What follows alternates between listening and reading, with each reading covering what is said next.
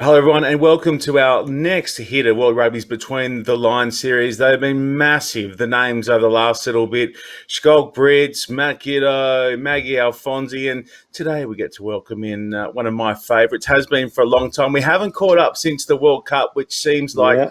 years and years and years away. Ugo Monye, how are you doing? You look like you have been in the gym. What's cracking? Do you know what? I wish I was sweating because I've been in the gym. It's 35 degrees, and for anyone that's been to London, lives in London, just knows that it's not. It just doesn't deal with the heat all so well. So having two kids in 35 degrees, I'm sweating just through parenting more so than anything. But no, I'm good. How are you? Look, we're hanging in there down in this part of the world. At least we've got some rugby on. We've had some rugby on the last 6 or 7 weeks, and you get that luxury this coming weekend. How pumped are you to see some footy back in your backyard? Oh man, I'm really excited. It's been awesome watching Super Rugby in New Zealand as well as Australia, and do you know I've watched it with a lot of envy because I've missed it. Mm, You know, rugby's been dormant here for mhm. 5 months.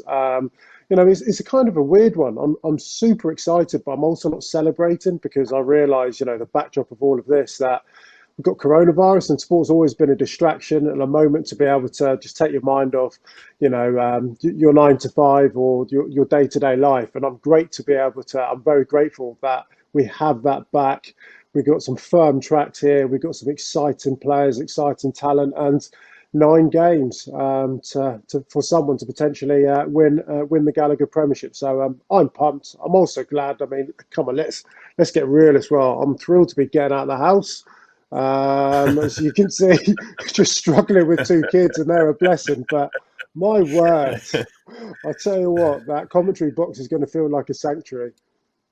Oh, it sure will be unreal. So no crowds there. So just fill us in on what the setup is over there in the Prem for those outside of Britain and on the other side of the world. What's the setup? The setup is, which is very different. So anyone's watched Super Rugby, Gallagher Premiership Rugby is going to look very different to that. We'll have no crowds. I think on site we're allowed just under 200 people. So that's both the teams, the medical staff, and all the officials, camera crews, commentary staff, and everything else. I went to watch Harlequins train at Twickenham Steep, which is their home ground, last week, and it felt like watching training in just a very big stadium. It was really weird. I mean, you're able to hear every single call or blitz getting off the line, defensive calls, the conversations that you have, which to a certain extent we're able to see rugby really raw, but it might expose some of the banter and some of the animosity between the two teams. So we'll have to monitor that. But but that's what rugby's going to look like. It's different, but this is our new normal. Hmm. And we're hoping that we get back to pre-COVID normality in terms of people into stadiums pretty quickly. Tell me this, you'll be in the commentary box. Are you guys going to create that atmos through your audio mix? Do you know what's going to happen on that front? So we've got some pre-generated fan noise, which will be going into every game. So for Harlequins, they've got unique chants, so we're going to have that projected over the crowds, or sorry, over the players playing. Mm. So every club that are watching it from home will feel like they're able to support that home team and that away team. I think it's important to have that option for loads of different reasons because as fans aren't able to go into the crowds, we want them to be able to sit from the comfort of their home or the pub or wherever they're going to be and really feel immersed into the sport. For us, up in commentary is going to be a bit different, but yeah, crowd noise is essential. And I think once again, it's probably enhanced the fact that I mean, the players are so integral to the game, but the game is nothing without its fans, and I don't mean that in Mm. some kind of like cheesy way, but we just know that rugby will feel worse off by not having the fans there. The players certainly aware of that. I was watching the Bundesliga, so that's the German football league. There was this crazy Hmm. stat in the opening 23 matches, only 5 home victories. And I that's the saw pure that, yeah. illustration of the. It's crazy, isn't it? Mm. So, pure Nuts. illustration of the difference that fans can really make. Especially when we contrast that to the World Cup. Like we said at the top, it's almost been a year now. And the reason, or part of the Yeah. reason that you're fresh in my mind is that we've been rolling out these World Cup remembered chats over the last little bit. So there's been these splice of build up to games and then into the England New Zealand semi final or into the Yeah, final, and your voice popped yeah. up on a couple of occasions, which spun me right back to Japan. Like, how long is it going to be till we can get back to that? I just made me think, can we be back in Yokohama? Can I have 70,000 other rugby nuts around me, please? I know. Honestly, it was, of course it's a World Cup, but it felt like a rugby festival. It was awesome. I Mm. mean, for us who's working in the media, we were in our position. It was lovely to like look over my shoulder and see yourself and Andrew Merton, someone I played with in like 2005, and to see all the old stagers like kind of doing their thing, which was great. And then the crowds. I mean, Japan, it was, some may say it was a bit of a gamble. I think it probably was a bit of a gamble for World Rugby to take it Mm. into a brand new territory because you just don't know how it's going to be received. But geez, that gamble paid off. It was unbelievable. It was last year was the first time I've ever been to Japan, and the feeling that it gave me, honestly, the people, the way it was well received, and I actually loved their mantra in terms of they kept just replaying it. You don't have to know the laws of rugby to love rugby. And I remember being in a pub one night. Japan were playing Samoa, and I think they scored their bonus point try with maybe 2 minutes to Hmm. go, which all but pretty much meant that they were going to qualify for the quarterfinals. And there was people just like jumping up and down, and there's this Japanese lady next to me. She was crying her eyes out, and through a bit of broken Japanese and broken English. And I was like, "Are you okay?"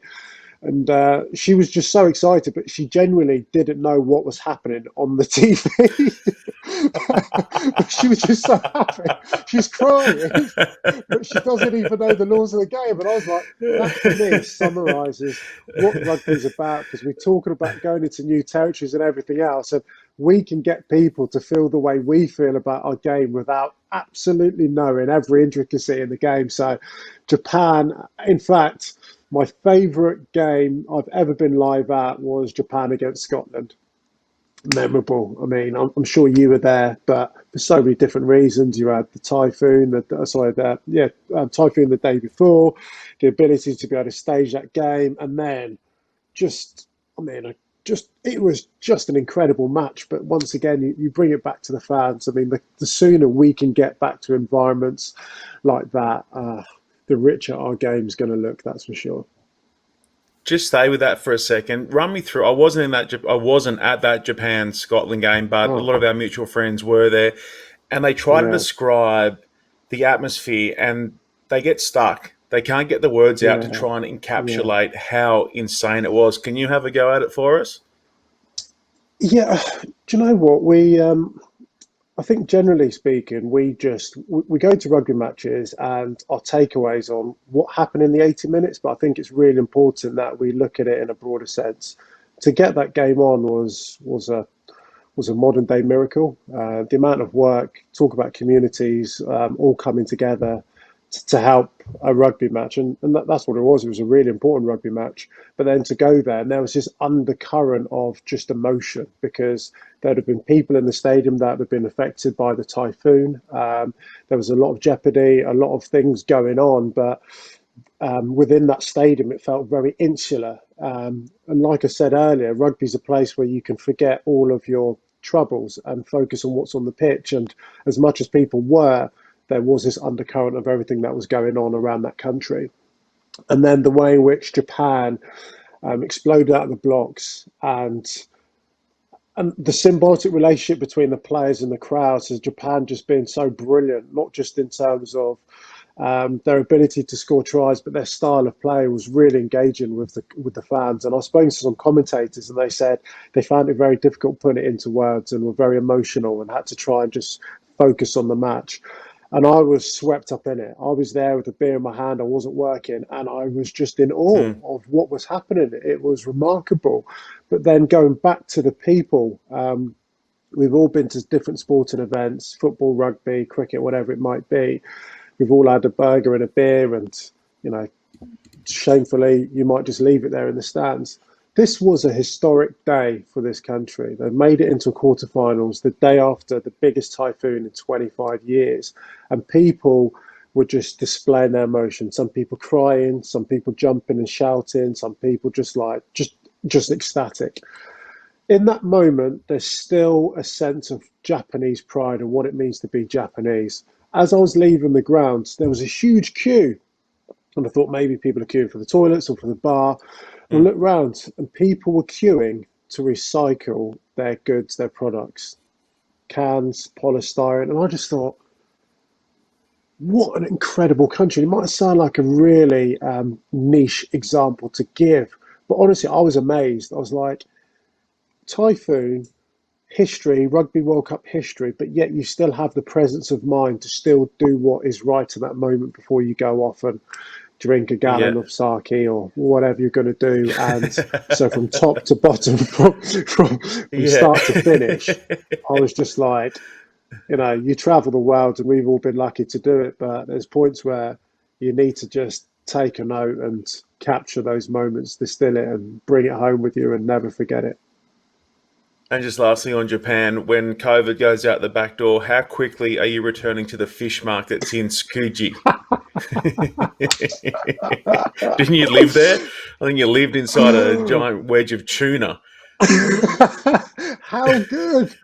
How That's good! the Yeah, best. I mean the fish market's incredible. I mean, you know, Pet are probably not going to like me for saying this, but when you're going down the fish markets and they're carving up fresh fish, like literally out of the sea, and they're slicing it up, and you're able to try. And oh, honestly, it was one of my Yeah. biggest takeaways from Japan. I loved it. I mean, Japanese food's my favorite food.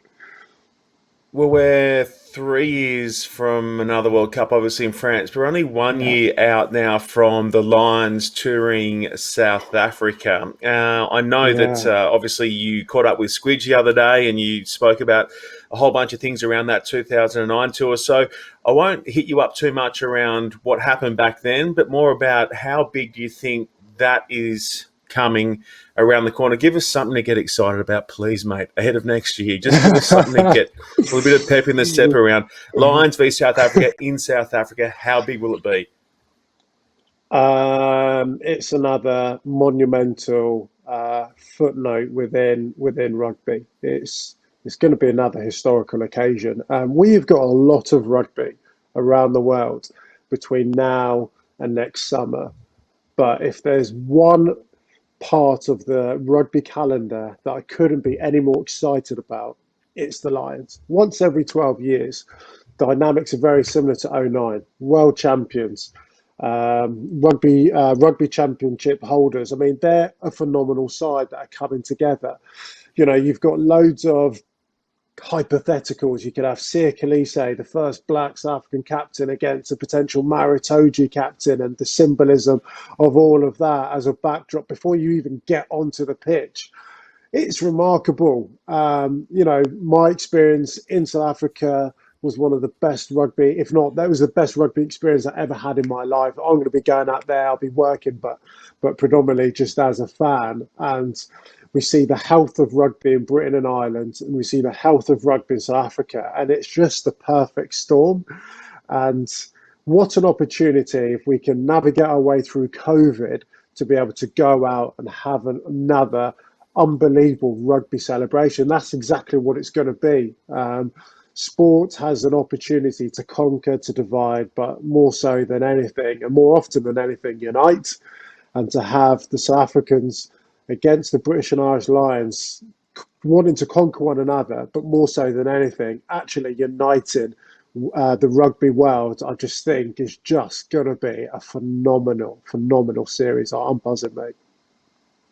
How do you describe how fanatical South African Oh, rugby fans are? And have you encountered another nation who are as knowledgeable and fanatical about the code? some power in New Zealand, but it feels different. In South Africa, it's like a religion, Mm. and in England, it's a big sport. It is a big sport. In South Africa, it's on a just a different scale. It's actually more intrinsically linked to a lifestyle, I think.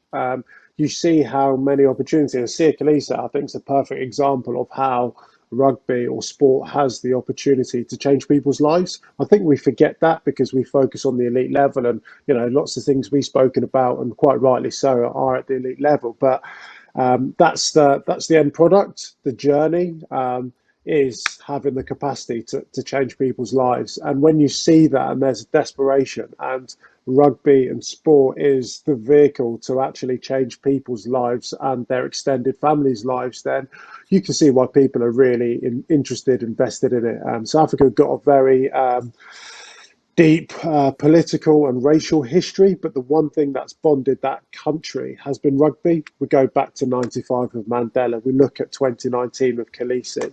And that has been the glue which has united and kept that country and given them hope and faith, and living under this banner of the Rainbow Nation. So it's more than that.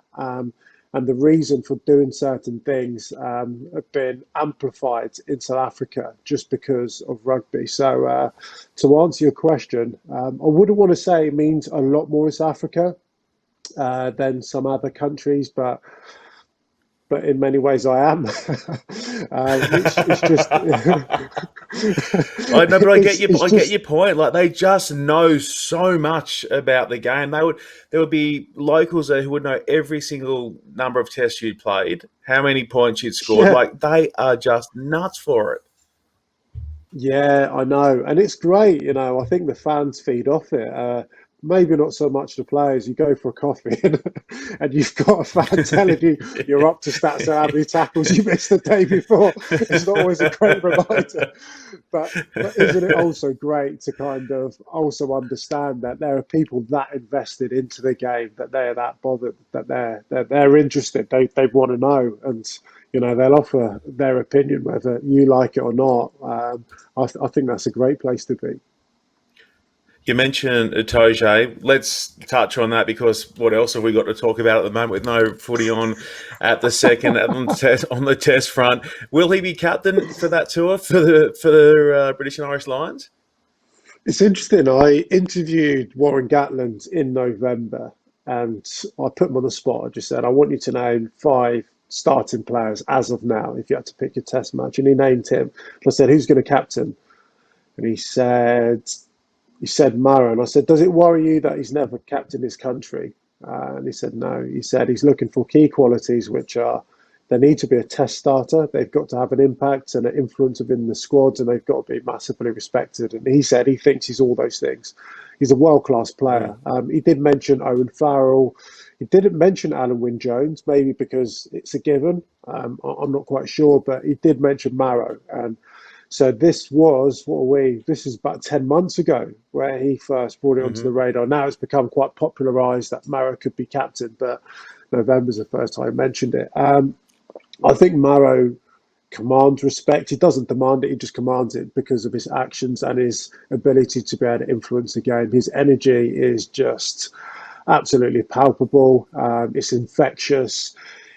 I think he's one of the world's best players. And let's also be clear on this. I don't think Warren's going to think, oh, if Sia Khaleesi's captain, shall I pick a black captain? Because that would be cool, wouldn't it? And, a greater meaning. He will pick the best captain he believes that are able to lead his team. I think everything else and the headlines which we try and create are really nice for us to discuss and talk about. But Gats's job is to go there and win a series and pick the best players. I think Marrow, for me, is a natural-born leader. And one of the beauties of the British and Irish Lions is you have the best players from Britain and Ireland. So within any given test starting team, there's probably about 6 or 7 test match captains, 4 or 5 club or provincial captains. There's a brilliant working group. So whoever that leader's going to be, whoever that person is to take that Toinkos, they're going to be so well protected and looked after. So it's not just about that one figure. I'd pick Marrow. I'm happy to go on record and say I'd pick Marrow. I think he's unbelievable. I'll tell you what else he's What do you unbelievable reckon? at. Podcasting. Jeez, he's got a beautiful voice. He's so smooth on the podcast. Have you heard him? Yeah, I know. He's got a lovely tone, and he speaks at a really digestible pace. And by that I mean like you hang off his words, and it's easy to kind of just like.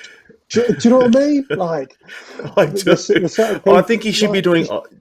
Ugo, I think he should be doing audiobooks. I think audiobooks should be his next step. If he wants to take a step away from rugby, throw a mic in front of him and let him do audiobooks. Speaking of having a mic thrown in front of you, I want to know Yeah. how you came to be one of the leading pundits, or I think you guys call them pundits in your part of the world, expert commentators, and how you made that jump and sort of how it lines up alongside your playing days as well with both England and Queens.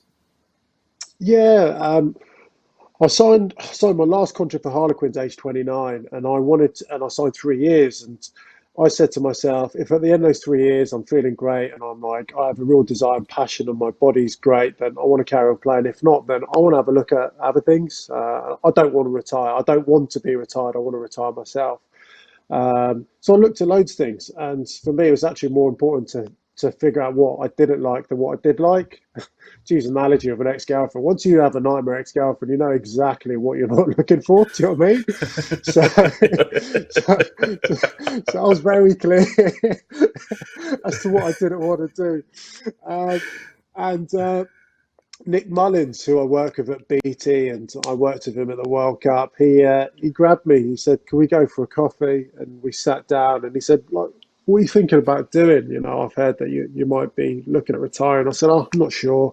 Not sure if I want to carry on playing." He said, "I reckon you'd be good at commentary." I said, "Oh, okay." And I'd done a bit of media, but very much ad hoc. And for me, it was really important to figure out that first and foremost that I'd enjoy it because I'd done a career which I'd loved. I was going to train with my best mates every single day. And so I did like 20 days of my last year of my contract with Harlequins, and I loved it. I just loved being up in Mm. commentary and getting to analyse the game. Like I've always thought deeply about the game as a player, and I felt I'm just doing it from a different position.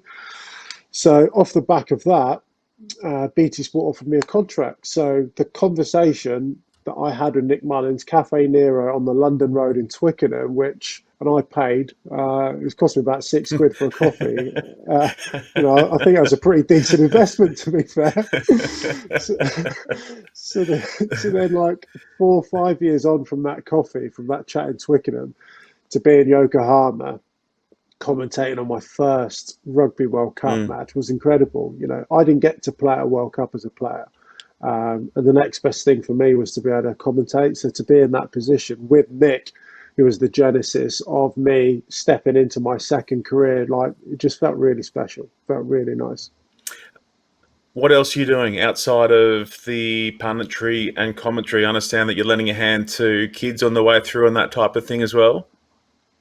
Yeah, setting up a foundation. It's something that's been on my radar for a long while. So last year, I actually rang Maro and I posed a few questions to him about, his legacy, what he wanted to do, and how we could partner up. And so wanted to create something that was authentic to us. I was a kid that was born in the inner city, then got picked up and moved out to a rural area and went to a private school. But I want to be able to facilitate more opportunities for kids that may not be afforded those opportunities. Help put in programs, whether it's leadership, business, entrepreneurship, but using the values of the rugby's values to implement them in because we understand that they go way beyond just rugby. They're great the great life skills to have. So I'm putting together a foundation. It's a work in progress at the minute. In fact, I've got a conversation later on about how and when this is going to start. And I've been having some great conversations with the RFU, and they're fully supportive of this. So that's become a real passion project. And I think the last few months have um, uh, accentuated the desperate need to do something, with kids that are disenfranchised, that need greater purpose. So yeah, I'm really keen to actively work in that space, and it's given me a lot of drive. It's given me a lot of happiness, but it's just not quite ready yet. And who else will you have alongside you at Maro? And who else will you tap up for a little bit of a hand to get these kids moving in the right direction? Do you know what? It's been amazing. Because I think I've mentioned it a couple of times, and the amount of people that have just got in touch, and they're just really. I think rugby has so many good people within it, good human beings. We often focus on the talent, but behind the talent, just good people. So, like Ben Ryan, he rang me up, mate. He's Olympic Mm-hmm. gold medalist for Fiji, an absolute legend. He calls me, he's like, "Hey, Hugo, here you're setting up this foundation." He's like, "I just want you to know that I want to help. I don't know what it looks like. but I just want to help. And how simple is that conversation? I'm like, Mm, wow, that's great. mm. Anthony Watson, he's like, mate, is there anything I can do to help? You're just like, wow, there's so much goodwill that people have got a greater social awareness and understanding that more needs to be done within our game. And, they're just two examples of people, but there's been a lot of people that have got in touch. And, you're kind of trying to, you want to introduce them into it, but you also want to make sure that things are very ready and understand how and what that's going to look like in terms of their position. So it's been great. I've been overwhelmed by people wanting to help and link into all of this. Mate, can't wait to see how that plays out in the next little bit. Can't wait to hear your voice across the weekend as well. I need to hold you to a couple of tips for the next 9 weeks of Gallagher Prem action. Who wins the whole thing and who will surprise Oof. over the next 2 months? This is why you're on the It's, big it's This is why you're on the big bucks. It's really interesting because the rugby landscape has changed in England. We've Mm, almost effectively had like a mid-season transfer window. So you look at Bristol Bears, hmm for people that were familiar and watched the Rugby World Cup, Semi Radradra. I mean, what a talent he is. He's now at Bristol Bears. They've also signed Carl Sinclair, one of the best props in the world, Max Malins, as well as Ben Al. So they have restocked with 9 games to go. Pat Lamb's doing a brilliant job there. Exeter Chiefs are currently sat top by 4 points. And you've got Sale Sharks, who have just only got to sign Manu Tuolangi. Yeah, why not? hmm Fair enough. You Good look at the work. centre partnership with him, exactly, and Van Rensburg. You've got centre partnership of about 35 stone. About 7% body fat between them, coming down your channel, just shouting, "Come stop me!" So they're in a Yeah, no, you good can spot have as that. well. I'm assuming they would make you thankful that you don't play anymore, trying to come in off your wing and angle between those two. The words and the phrase "your man" is going to be very applicable when those guys come running down your channel. Do you know what I mean? Like, I'm sorry, like I'm not going to lie, but I'm a coward. I'm a coward. It's your man. Like, I'm not dealing with it. So there we go. So Sale Sharks in a good place. They've only won the Premiership once. Last time was in Yeah. 2005, mate. They're pretty well placed. You've got Northampton Saints, guys down from the Southern Hemisphere will be very familiar with Chris Boyd. He's been a breath of fresh air. What a great coach. The impact he's having on hmm the youth at Northampton as well as English qualified coaches has been phenomenal. But if you were to ask me, which you have done, and I've just gone about it in a long way, who's going to win it? It's got to be a showdown between. Oh gosh, I don't know. I actually don't know. Oh, It can't be that hard. honestly, if you had Exeter, Sale, or Bristol in a Prem final, any of them can win it.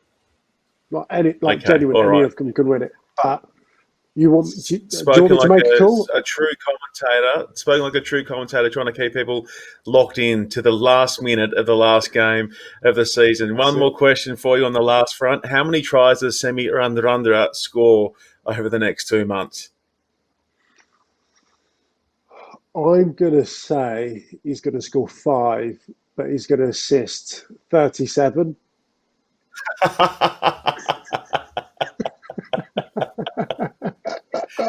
What about him at the World Cup last year? Hey, what about how insane he was at that World Cup? Mate, I mean, you have rugby athletes, but add on to that the level of intellect which he has in the game. Apparently, he's one of the most professional players out there. But Mm, if he's not making space and running through people, and there are very few players in world rugby that can run over you, run round you, and sidestep you, and he can do all of those things. So if he's not making hmm space for himself, he's making space for others, and that's what makes him so unique.